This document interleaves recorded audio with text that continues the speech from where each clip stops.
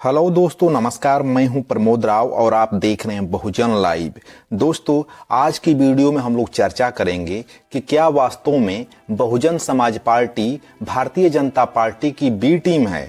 इस वीडियो को देखने के बाद यह स्पष्ट हो जाएगा कि क्या बहन जी भारतीय जनता पार्टी के दबाव में भारतीय जनता पार्टी के लिए काम कर रही हैं या अन्य विरोधी पार्टियां बहन जी को बदनाम करने के लिए इस प्रकार का एलिगेशन लगा रही हैं। तो दोस्तों, वीडियो शुरू करने से पहले और यह जानने से पहले कि बहुजन समाज पार्टी भारतीय जनता पार्टी की बी टीम है या नहीं है, उससे पहले अगर आप चैनल से नए नए जुड़े हैं तो चैनल को जरूर सब्सक्राइब कर लीजिएगा, वीडियो को लाइक कर दीजिएगा, साथ ही बेल आइकन की घंटी को भी दबा दीजिएगा जिससे हमारे वीडियो की नोटिफिकेशन सबसे पहले आपको मिल सके।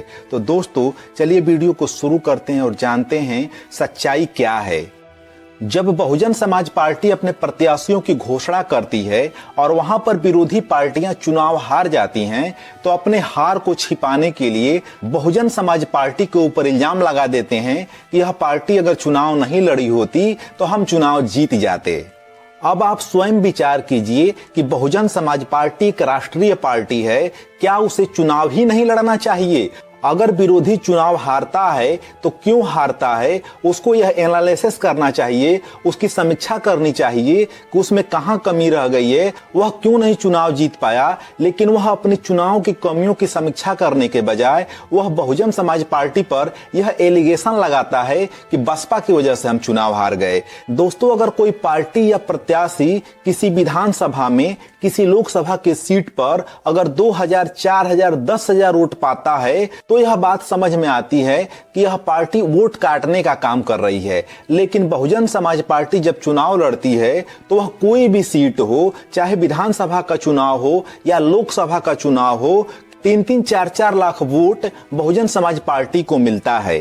क्या 4 लाख वोट पाने वाली पार्टी बी टीम है? बहुजन समाज पार्टी जो 3 लाख 4 लाख वोट पाती है वह बहुत मुश्किल और मशक्कत से पाती है, क्योंकि बहुजन समाज पार्टी को बदनाम कर दिया गया है कि वह भारतीय जनता पार्टी की बी टीम है। बसपा का विरोध वैसे भी किया जाता है क्योंकि यह अंबेडकरवादी पार्टी है और सभी लोगों की विचारधारा अंबेडकरवादी नहीं है। इतना विरोध होने के बाद भी, इन जातिवादियों के विरोध करने के बाद भी बहुजन समाज पार्टी सभी सीटों पर 3-4 लाख वोट पाती है तो वह बी टीम नहीं हो सकती है। अब इस समय एक नया ट्रेंड चल रहा है कि बहुजन समाज पार्टी ने 3-4 मुस्लिम समाज के प्रत्याशियों को टिकट दे दिया है, जिसकी वजह से इंडिया अलायंस में बेचैनी छा गई है कि हम तो चुनाव हार जाएंगे।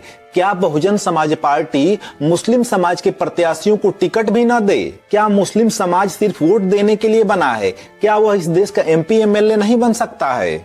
बहुजन समाज पार्टी ने अब तक लगभग 8 लोकसभा सीटों पर अपने प्रत्याशियों की संभावित सूची जारी की है, जिसमें से 3 मुस्लिम समाज के प्रत्याशी हैं, 3 OBC समाज के प्रत्याशी हैं, 1 दलित समुदाय का प्रत्याशी है और 1 सवर्ण समाज का प्रत्याशी है।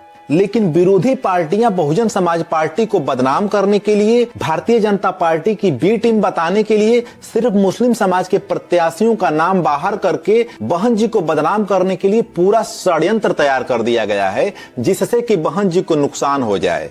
और जब किसी व्यक्ति को लोग बदनाम करने पे तुल जाएंगे तो निश्चित रूप से उनको नुकसान होना स्वाभाविक है। लेकिन यह समझने की जरूरत है कि कोई भी पार्टी, चाहे विधानसभा का चुनाव हो या लोकसभा का चुनाव हो, अगर वह 2.5 लाख, 3 लाख, 4 लाख, 5-5 लाख तक वोट पाते हैं तो वह पार्टी बी टीम नहीं हो सकती है। विपक्ष अपनी गलतियों को छिपाने के लिए बहन जी को बदनाम करने में कोई भी कोर कसर नहीं छोड़ता है, क्योंकि बहन जी के खिलाफ इनको कोई भी ऐसी बात नहीं मिलती है जिससे बहन जी को बदनाम किया जा सके, उनके शासन प्रशासन पर उंगली उठाया जा सके, उनके ऊपर किसी भी प्रकार का लांछन लगाया जा सके। बस एक ही वजह है कि बहन जी भारतीय जनता पार्टी की बी टीम है और जब यह अफवाह फैलाया जाता है तो बहन जी को, यानी कि बहुजन समाज पार्टी को भारी नुकसान का सामना करना पड़ता है। तो दोस्तों, आप लोग कमेंट करके बताइएगा कि क्या वास्तव में बहन जी भारतीय जनता पार्टी की बी टीम है या यह विरोधियों की साजिश है।